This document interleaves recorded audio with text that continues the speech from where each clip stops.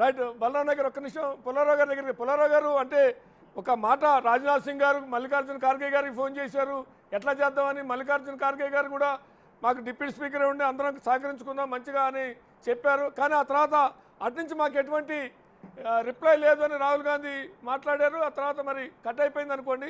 అంటే మల్లికార్జున ఖార్గే గారిని అడగటం, మల్లికార్జున ఖార్గే గారు కూడా ఓకే అని అంటాం, అన్ని అంతవరకు డైలాగు స్టార్ట్ అయింది, ఓపెన్ అయింది, మళ్ళీ అక్కడ కట్ అయిపోయింది.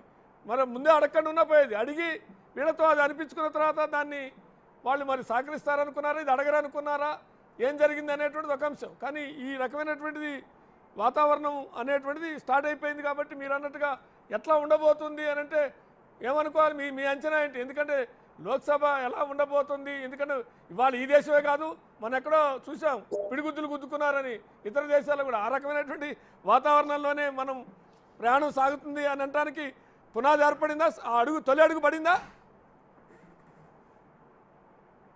మ్యూట్లో ఉన్నట్టుంది పుల్లారావు గారు, మ్యూట్లో ఉంది. నేను చెప్పింది ఏంటంటే ఉదాహరణ చెప్పాను.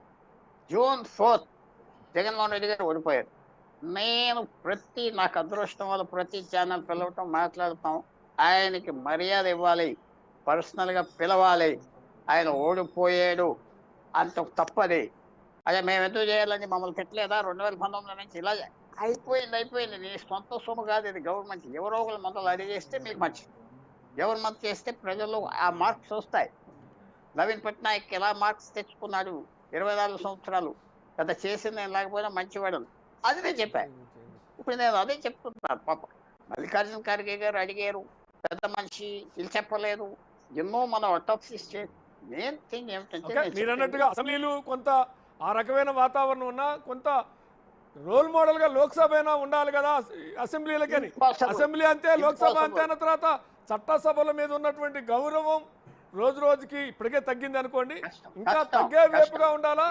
గౌరవం తగ్గకుండా కాపాడుకునే వైపుగా అన్ని రాజకీయ పార్టీలు అడుగులేయాలా?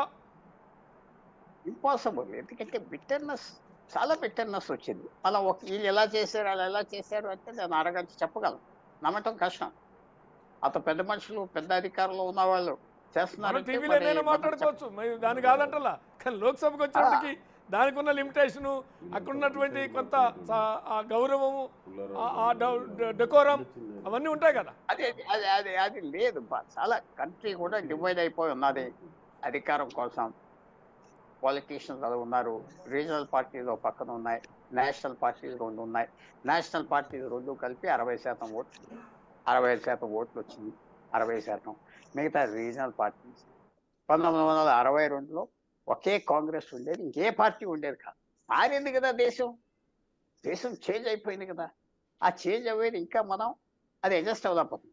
అంటే మీరు మంచి గుడ్ పాయింట్లు ఏమైనా దేశం విభిన్న రాజకీయ దృక్పథాలు, విభిన్న పార్టీలు వచ్చే కొద్దీ మెచ్యూరిటీనెస్ పెరగాల, తగ్గాల, ప్రజాస్వామ్యం యొక్క గొప్పతనం పెరగాల, ప్రజాస్వామ్య ఔన్నత్యం పెరగాల, ప్రజాస్వామ్యం మరింత నేరో థింకింగ్ కి, ప్రెజుడిస్ కి దారితీయాలా? అది చాలా, నేను చెప్పేది కూడా ఎంతో దూరం వెళ్ళక్కర్లేదు. 2020 నుంచి 24 వరకు అమెరికాలో ఏమవుతుంది? ఆ రాష్ట్రపతి ఓడిపోయినవాడు, గెలిచిన వాడు ప్రమాణ స్వీకారానికి వెళ్ళలేదు. ఆ గెలిచిన వాడు అతను జైల్లో పెట్టడానికి కేసులు పెట్టేది మీరు అన్నీ తెలుసు కదా. రోజుకి గత 5 నెలలు కేసు జరుగుతుంది న్యూయార్క్లో. అతను జైలు శిక్ష కూడా వేశారు, ఇలా చేశారు. నేను చెప్పేది మన భారతదేశంలో ఒకనప్పుడు ఇలా ఉండేదా? లేదు. ఆ మార్పు వచ్చిందంటే ప్రజల్లో మార్పు వచ్చిందా, లేకపోతే సంస్థల్లో మార్పు వచ్చిందా, ఐడియాస్లో మార్పు వచ్చిందా, మీ మీడియా తీసుకొచ్చిందా? నేను అది చెప్తున్నాను. మీడియా కూడా రోల్ ఉన్నది కదా కొద్దిగా. అందువల్ల ఆ మార్పు ఉన్నదని నేను చెప్తున్నా. నేను తయారు చేయలేదు, నేను డిఫెండ్ చేయట్లేదు, ఇంకెన్నో చెప్పచ్చు. అది ఇప్పుడు నాయక్ గారు చెప్పిందంతా విన్నా. ఇది హైలీ రెస్పెక్టెడ్ పర్సన్, ఆయన తప్పు తెలియదని మాట నేను అన్ను.